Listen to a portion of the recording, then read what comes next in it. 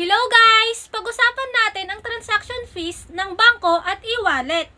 Bakit ang bangko ay pwedeng zero transaction fees, pero ang e-wallet ay may bayad na 10 pesos? Sa mga bangko gaya ng BPI o BDO, maraming regular accounts ang nangangailangan ng maintaining balance na maaaring umabot ng 3,000 hanggang 10,000 depende sa account. Kapag hindi mo ito na-maintain, maaari ka pang makaltasan. Sa e-wallet, gaya ng GCash at Maya, walang maintaining balance. Kung magkano ang pera mo, buo mo itong magagamit. Bilang sari-sari store owner, malaking bagay yun. Mas pipiliin kong magbayad ng maliit na transaction fee kaysa magtabi ng 3,000 to 10,000 na maaari sanang idagdag sa puhunan at paninda.